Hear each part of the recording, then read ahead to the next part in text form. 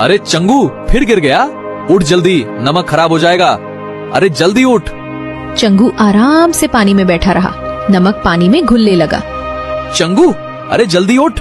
जब वो 5 मिनट बाद खड़ा हुआ तो उसे लगा जैसे उसकी पीठ से पहाड़ उतर गया हो। नमक आधा घुल चुका था और बोरियां हल्की हो गई थी। वाह, मैं तो जीनियस हूँ। पानी में बैठो और वजन गायब। अब से यही मेरा रोज का काम है। रामू परेशान था कि सेठ को क्या जवाब देगा, लेकिन चंगू पूरे रास्ते नाचते हुए गया। जब वे हवेली पहुँचे तो सेठ ने देखा कि बोरियां आधी खाली हैं। वो ताड़ गया कि गधे ने चालाकी की है। अच्छा, तो ये गधा मुझसे ज्यादा होशियार बन रहा है। ठीक है, कल फिर नमक लेने जाना होगा। अगली सुबह सेठ ने नमक की जगह बोरियों में रुई भर दिया। रुई देखने में तो बड़ी लगती थी, लेकिन वजन में बहुत हल्की थी। आज फिर वही बोरिया। सेठ कितना बेवकूफ है, उसे कल का सबक याद नहीं है। आज तो मैं नदी में और भी ज्यादा देर तक बैठूंगा ताकि वजन बिल्कुल 0 हो जाए। जैसे ही वे नदी के बीच पहुँचे, चंगू ने बिना समय गवाए नदी में गोता लगा दिया। वो बड़े मजे से पानी में बैठ गया और सोचने लगा कि बोरी और हल्की हो रही होगी। लेकिन यहाँ विज्ञान ने खेल दिखा दिया। रुई ने पानी सोखना शुरू किया और धीरे धीरे बोरी भारी होने लगी। अरे ये क्या, वजन कम होने के बजाय बढ़ क्यों रहा है? जब चंगू ने उठने की कोशिश की तो वो हिल भी नहीं पा रहा था। रुई का वजन अब नमक से भी 5 गुना ज्यादा हो गया था। अरे चंगू, उठ, क्या हुआ? अरे कैसे उठूं? लगता है आज मेरी जल समाधि निश्चित है। चंगू पूरी ताकत लगा रहा था, लेकिन वो पानी में धंसता ही जा रहा था। आखिर में रामू ने गांव वालों को बुलाया और सब ने मिलकर चंगू को खींचकर बाहर निकाला। चंगू बाहर निकला तो ऐसा लग रहा था जैसे उसने पूरी नदी अपनी पीठ पर उठा रखी हो। मेरी कमर टूट गई। अब कभी पानी के पास नहीं जाऊंगा। ये इंसान और ये सेठ दोनों बड़े ही खतरनाक हैं। कुछ दिन बाद गांव में सालाना मेला लगा था। रामू अपनी लकड़ियां बेचने मेले में पहुंचा था, लेकिन वहां उसने एक पोस्टर देखा। गधों की दौड़ और बुद्धिमानी की प्रतियोगिता। विजेता को 501 रुपए और 1 टोकरी ताजे सेब इनाम में। रामू ने चंगू की तरफ देखा। चंगू एक हलवाई की दुकान के बाहर खड़ा होकर हवा में उड़ती चाशनी की महक सूंघ रहा था। देख चंगू, अगर तू ये दौड़ जीत गया तो तेरी किस्मत चमक जाएगी। तुझे सेब मिलेंगे और मुझे पैसे। दौड़? मुझे? क्या मैं इसे घोड़ा दिखता हूँ और ये सेब की लालच दे रहा है? वैसे सेब तो मैंने कभी चखे नहीं, सुना है मीठे होते हैं। चलो एक कोशिश कर ही लेते हैं। प्रतियोगिता शुरू हुई। मैदान में गांव के सबसे तगड़े गधे आए थे। चंगू उनके सामने थोड़ा ढीला ढाला लग रहा था।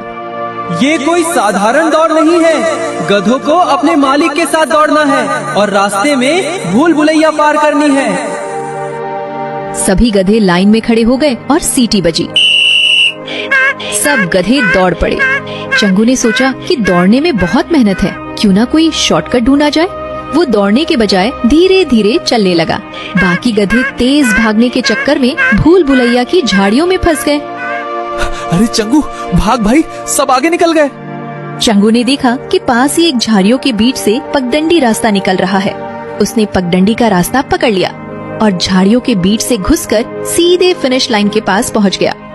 देखो, चंगू तो सबसे आगे निकल आया। ये तो बहुत तेज गधा है। लेकिन तभी एक गड़बड़ हो गई। फिनिश लाइन के ठीक पहले एक गन्ने का ढेर लगा था। अरे वाह, गन्ना! वो सेब और इनाम सब भूल गया और रुककर गन्ने चबाने लगा। चंगू रुक मत, बस 2 कदम और है।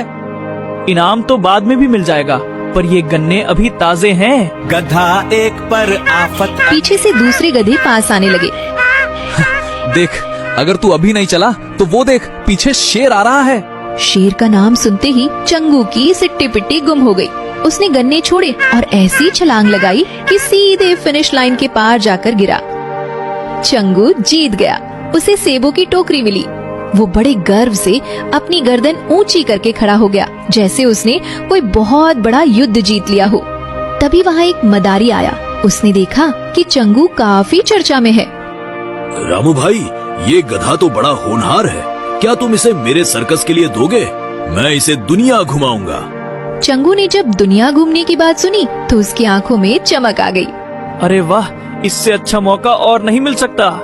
यहाँ लकड़ियाँ ढोते ढोते मेरी पीठ छिल गई है। सर्कस में तो बस नाचूंगा और तालियां बटोरूंगा।